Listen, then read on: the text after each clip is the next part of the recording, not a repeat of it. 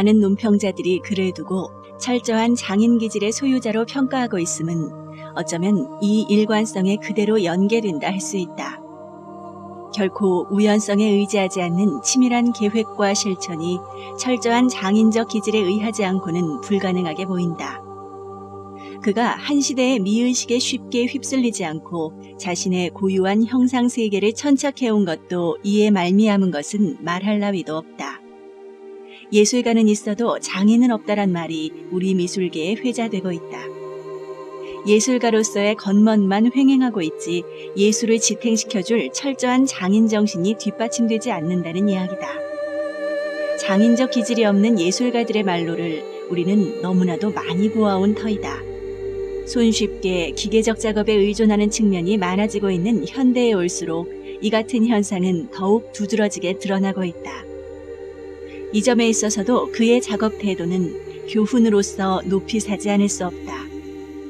시인 조정권이 글을 두고 머릿속에서 작품을 구상하는 과정에서부터 완결성을 미리 염두에 두는 면밀한 사고형의 작가란 지적 역시 철저한 장인 정신을 소유한 작가란 의미를 함축한 것이다. 작가에 따라 굴곡이 심한 경우가 있다.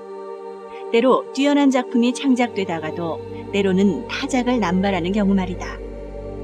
이 일관성의 결여는 말할 나위도 없이 장인 정신이 뒷받침되지 않는 데서 나타나는 현상의 다름 아니다.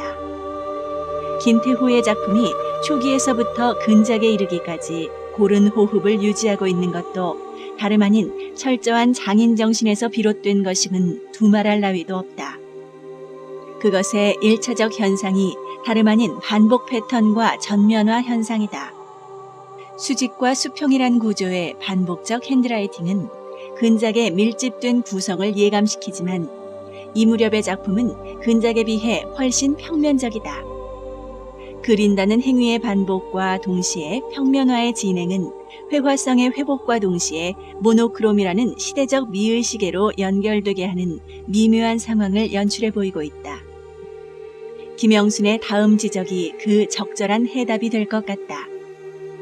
그것은 김태호가 7, 80년대의 대표적 형상작가로서 고유 세계를 구축했던 다색의 일루전 회화의 자취와 동시대를 주도했던 이른바 모노크롬 회화라고 불리는 한국 모더니즘 회화의 성과가 변증법적 상승작용을 일으키며 융합된 경지이다. 사실 그렇긴 하나 김태호의 모노크롬적 현상은 일반적인 그것과는 분명한 차별성을 드러내놓은 것이다. 일정한 하나의 색조로 뒤덮이는 모노크롬과는 대비적이게 그의 화색은 많은 색조들에 의해 뒤덮인 표면이다. 다색의 선조가 화면 전체를 뒤덮으면서 나타나는 다분히 생성적인 화면이다. 이 같은 화면상의 특징을 두고 나는 다음과 같이 지적한 바 있다. 그의 화면은 색층에 의한 일정한 평면 구조로서의 밖의 풍경을 지니고 있지만 무수한 선조들에 의해 가늘게 숨쉬고 있는 생동의 안의 풍경을 동시에 보여주고 있다라고 할 수 있다. 말하자면 밖의 구조와 안의 결이 미묘하게 일체화되어 있는 화면을 대하는 것이다라고. 아마도 이와 같은 과정이 없었더라면 근작의 구조는 태어나지 않았을지 모른다.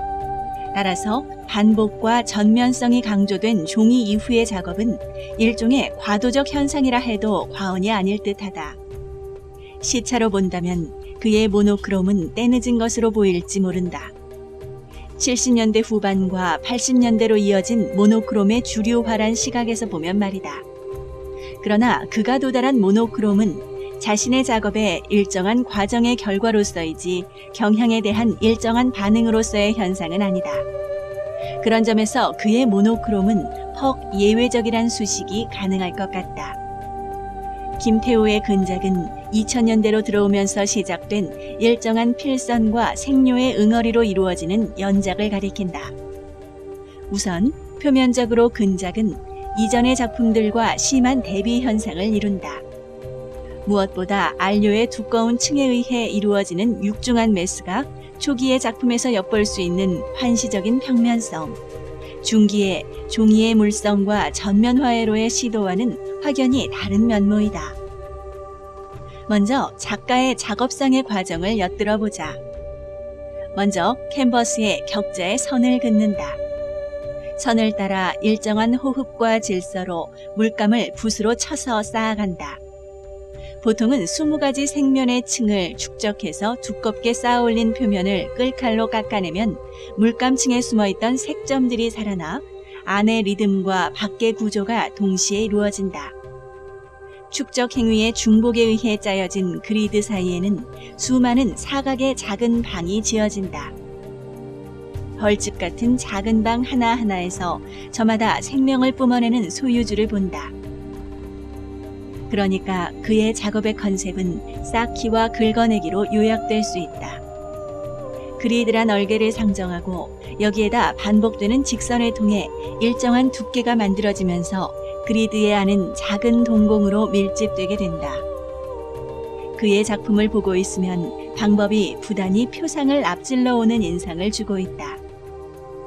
그의 방법은 바탕 만들기에서 그 과정의 치밀성을 드러낸다. 보통 20가지 생면층을 축적시켜 나가는 일 자체가 엄청난 도로에 값한다. 또한 이를 적절하게 다듬어가는 긁어내기는 더욱 도로로 비친다.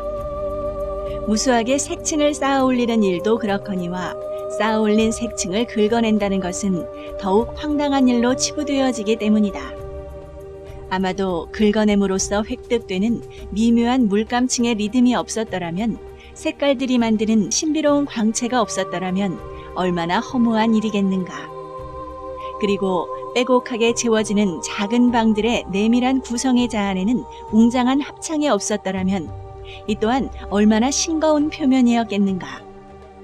덕지덕지 쌓아 올린 안료층의 육중한 시각적 압도는 만약 그 내면에 끊임없이 생성되는 생명의 리듬이 없었다면 그것은 단순한 덩어리에 지나지 않을 것이다.